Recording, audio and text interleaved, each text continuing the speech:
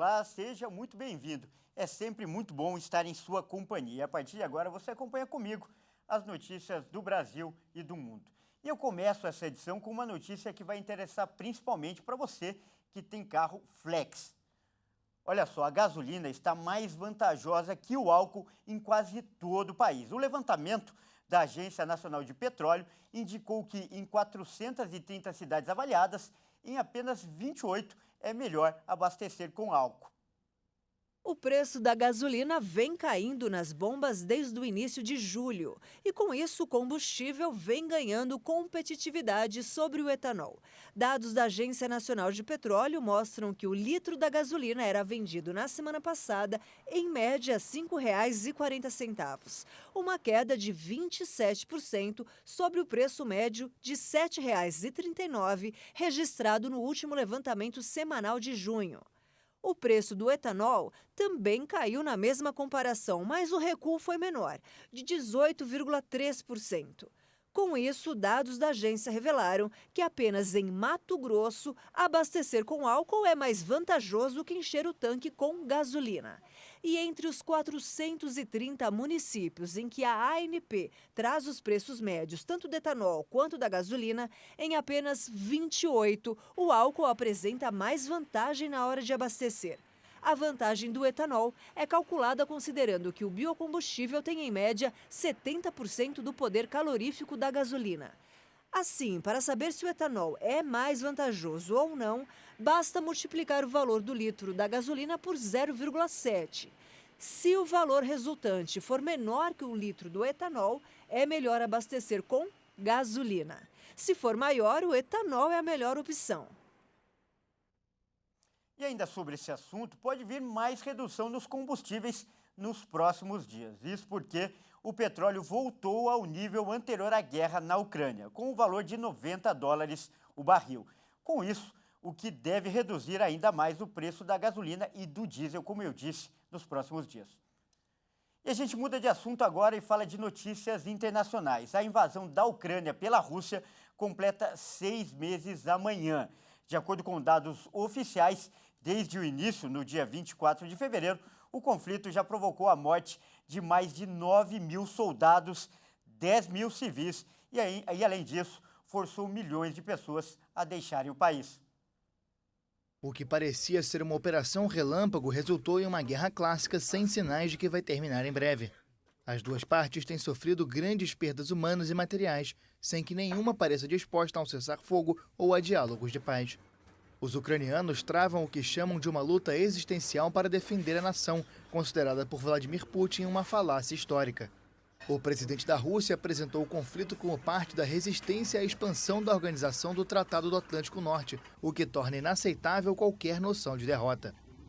O apoio da Europa e dos Estados Unidos, com armamento e inteligência, tem permitido às forças ucranianas resistir, se não deter o avanço russo no Donbass e na costa do Mar Negro.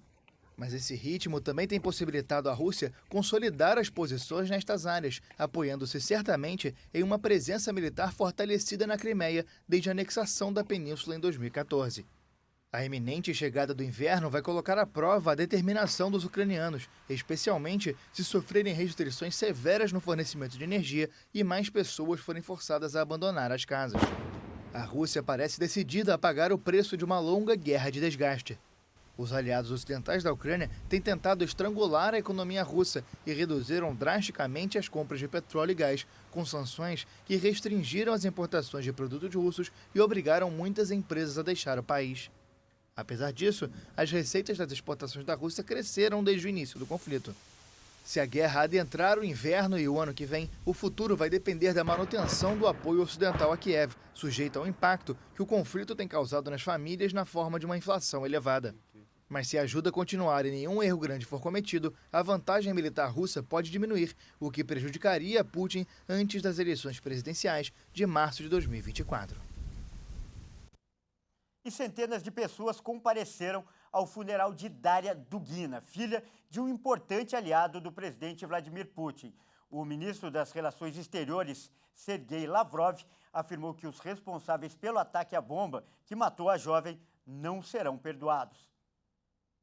O funeral de Daria Dugina reuniu centenas de pessoas nesta terça-feira em Moscou. A Rússia atribui a morte da filha do intelectual ultranacionalista Alexander Dugin à Ucrânia, que nega envolvimento no caso. A jovem de 29 anos morreu em um ataque que poderia ter seu pai como alvo. Alexander é um defensor da invasão da Ucrânia e afirma ser próximo ao presidente russo Vladimir Putin. Antes da cerimônia, acompanhado pela esposa, o intelectual disse que Daria morreu pelo povo, pela Rússia, no fronte. A jovem morreu no sábado na explosão de uma bomba instalada em seu veículo quando dirigia por uma avenida perto de Moscou. Dugin, de 60 anos, se tornou conhecido nos anos 1990 durante o caos intelectual que surgiu após a dissolução da União Soviética. O homem de longa barba e ar de profeta afirma ter influência ideológica sobre Putin. O chefe de Estado russo se tornou cada vez mais hostil em relação ao Ocidente e muitos consideram que Dugin tem alguma responsabilidade na mudança. Alguns analistas o chamam de cérebro de Putin. Na segunda-feira, o Kremlin divulgou uma mensagem de pêsames do presidente, na qual denunciou o crime vil que matou Dugina.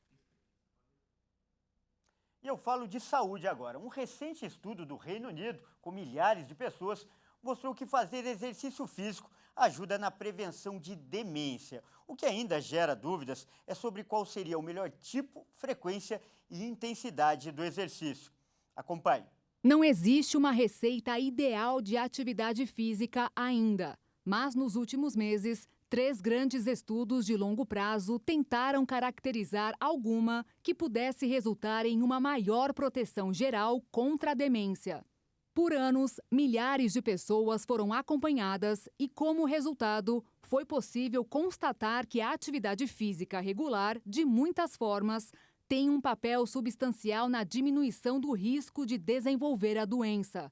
Até mesmo tarefas domésticas podem oferecer um benefício significativo na redução do risco de quem tem histórico familiar de demência.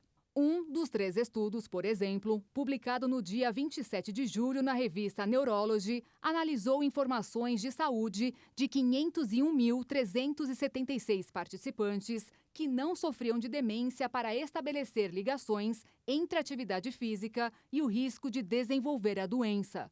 Uma das principais vantagens desse banco de dados era que ele tinha muitas informações elaboradas sobre a genética dos participantes. Isso incluía um perfil de risco com base em se eles tinham variantes genéticas geralmente associadas à demência ou se tinham parentes imediatos com a doença e também que tipos de exercício realizavam de forma detalhada. O acompanhamento por 11 anos mostrou que 5.185 participantes desenvolveram demência. Mas aqueles que se dedicavam a atividades regulares e vigorosas, como esportes ou exercícios de força, o risco foi reduzido em 35%, e quem realizava tarefas domésticas, em 21%. Os pesquisadores disseram que pode ser que, se você fizer 3 horas de tarefas domésticas, seja tão bom quanto se fizesse 30 minutos de exercícios aeróbicos e que talvez a associação entre atividade física e menor risco de demência incluía os participantes que tinham histórico familiar da doença. Isso significa que é muito importante saber se há alguém na sua família com esse passado para poder usar a atividade física a seu favor e reduzir o risco de desenvolvimento da doença. Bom, isso aí, essa edição fica por aqui e eu agradeço demais pela sua companhia e convido a continuar ligado em nossa programação. Até mais!